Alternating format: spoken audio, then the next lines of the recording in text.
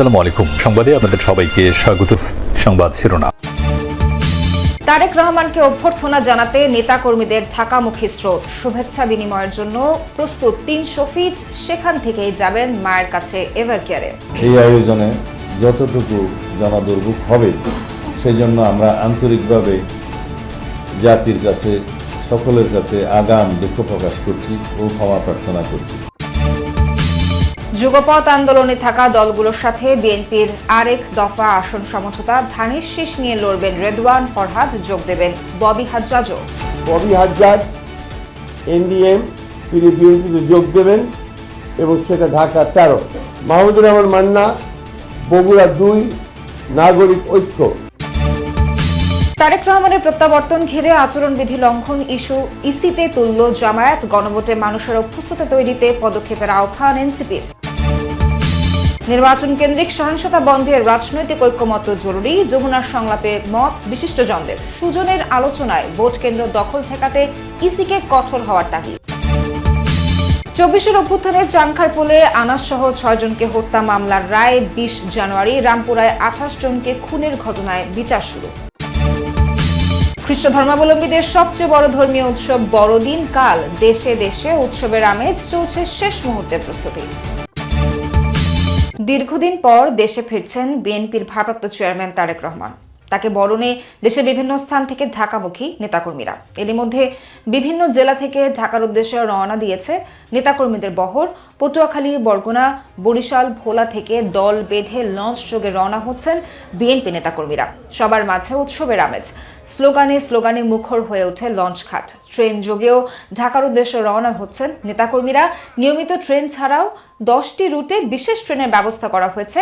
রাত ও কাল ভোরেও ছাড়বে কয়েকটি ট্রেন। এদিকে সকাল থেকে দেশের বিভিন্ন জেলা থেকে শত শত বাসে করে সংবর্ধনা অনুষ্ঠানস্থলের উদ্দেশ্যে রওনা হন বিএনপি ও সহযোগী সংগঠনের নেতাকর্মীরা। ঢাকা ময়মনসিংহ, ঢাকা চট্টগ্রাম ও ঢাকা আরিচা সহ সকল সড়ক মহাসড়কে সতর্ক অবস্থানে ট্রাফিক ও হাইওয়ে পুলিশ।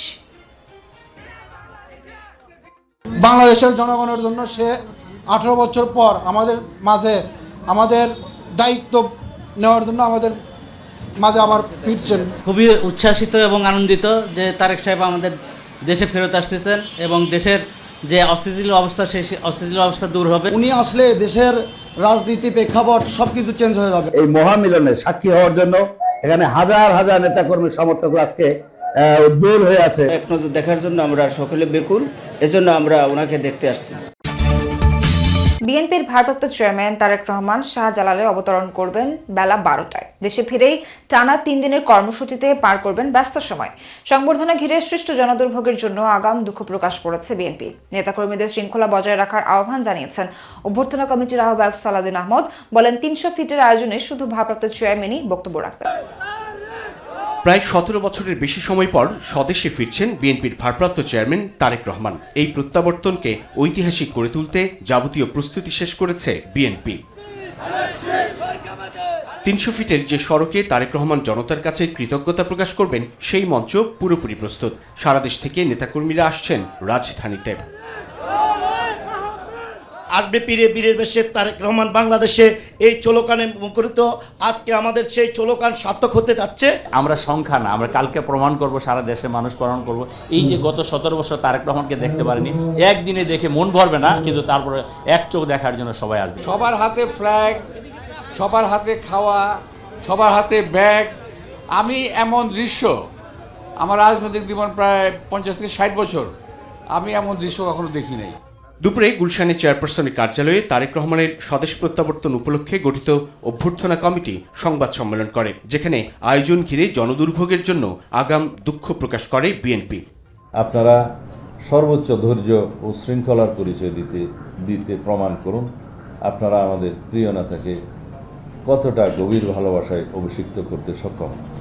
আমাদের শত চেষ্টা সত্ত্বেও এই আয়োজনে যতটুকু জনদুর্ভোগ হবে সেই জন্য আমরা আন্তরিকভাবে জাতির কাছে, সকলের কাছে আগাম দুঃখ প্রকাশ করছি ও ক্ষমা প্রার্থনা করছি। সালাউদ্দিন জানান, সংবর্ধনা আয়োজনে শুধু ভারপ্রাপ্ত চেয়ারম্যানই বক্তব্য রাখবেন। 11টা 50 মিনিটে অবতরণের পর 300 ফিট এলাকায় জনগণের কাছে কৃতজ্ঞতা প্রকাশ করবেন তিনি। এরপর মাকে দেখতে যাবেন এভারকেয়ার হাসপাতালে, সেখান থেকে ফিরবেন গুলশান অ্যাভিনিউর বাসায়। রাজধানীর এক পাশে অপেক্ষাকৃত কম জনাকীর্ণ ও 300 ফুট প্রশস্ত 36 জুলাই মহাসড়কের শুধুমাত্র এক পাশের সার্ভিস লেনকে অতি সংক্ষিপ্ত এক গণ অভ্যর্থনা হিসাবে নির্ধারণ করেছে। সেই আয়োজনে তিনি ছাড়া আর দ্বিতীয় কোনো বক্তা থাকছেন না। সরকার স্বপ্রণোদিত হয়েই তারা আমাদেরকে সর্বোচ্চ সহায়তা দিচ্ছেন। আমাদের জানা মতে যতটুকু নিরাপত্তা থ্রেড আছে তার চেয়ে অনেক শক্তিশালী নিরাপত্তা ব্যবস্থা আমরা সৃষ্টি করতে। স্পেসিফিক্যালি আমাদের ভারপ্রাপ্ত চেয়ারম্যান নিরাপত্তার জন্য আমরা এসএসএফ কোনো নির্দেশন দিই নাই। প্রথম দিনের এসব কর্মসূচির পর শুক্রবার ও শনিবারও ব্যস্ত সময় পার করবেন তারেক রহমান। শুক্রবার বাদ জুমা জিয়াউর রহমানের সমাধি এবং জাতীয় স্মৃতিসৌধে শ্রদ্ধা জানাবেন তিনি। শনিবার জাতীয় পরিচয়পত্র ও ভোটার সংক্রান্ত কার্যক্রম সম্পন্ন করবেন তারেক রহমান। এরপর পঙ্গু হাসপাতালে জুলাই আহতদের সাথে সাক্ষাৎ এবং ইনকিলাব মঞ্চের মুখপাত্র ওসমান হাদির কবর জিয়ারত করবেন তিনি। বাদ জুম্মা তিনি বাসভবন থেকে রওনা হয়ে প্রথমে শহীদ জিয়ার মাজার জিয়ারত করবেন এবং সেখান থেকে জাতীয় স্মৃতিসৌধে তিনি শ্রদ্ধা জ্ঞাপন করতে যাবেন। এটা 26 তারিখ। 27 তারিখে তিনি এনআইডি কার্ড এবং ভোটার হওয়ার সমস্ত কাজগুলো সেদিন করবেন। এরপরে শহীদ ওসমান হাদির কবর জিয়ারত করবেন এবং যাওয়ার পথে তিনি পঙ্গু হাসপাতালে যাওয়া, তাদেরকে দেখতে যাওয়া সেটা, এবং এরপর আরেকটি অনুষ্ঠান হবে। নানাভাবে তাকে বাধাগ্রস্ত করা, জনগণ থেকে তাকে বিচ্ছিন্ন রাখার ফ্যাসিবাদী সকল চক্রান্তকে অতিক্রম করে আজকে তার ফিরে আসা। যুগপৎ আন্দোলনে থাকা দলগুলোর সঙ্গে নির্বাচনী আসন সমঝোতা করল বিএনপি, যাদের মধ্যে কেউ কেউ নিজ দল ছেড়ে যোগ দিয়েছেন বিএনপিতে। বেশিরভাগ দলই নিজ নিজ দলীয় প্রতীকে নির্বাচন করবেন। এলডিপি থেকে পদত্যাগ করে বিএনপিতে যোগ দিয়েছেন দলটির সাবেক মহাসচিব রেদওয়ান আহমেদ এবং নড়াইল 2 আসনের এনপিপি চেয়ারম্যান ফরিদুজ্জামান ফরহাদ।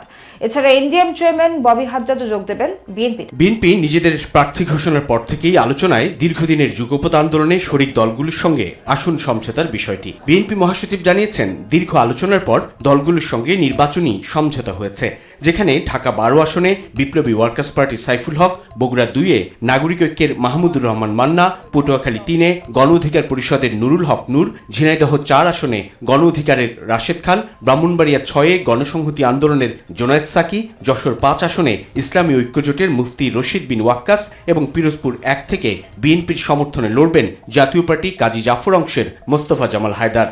বিপ্লবী ওয়ার্কার্স পার্টির জনাব সাইফুল হক ঢাকা 12, মাহমুদুর রহমান মান্না বগুড়া 2 নাগরিক ঐক্য,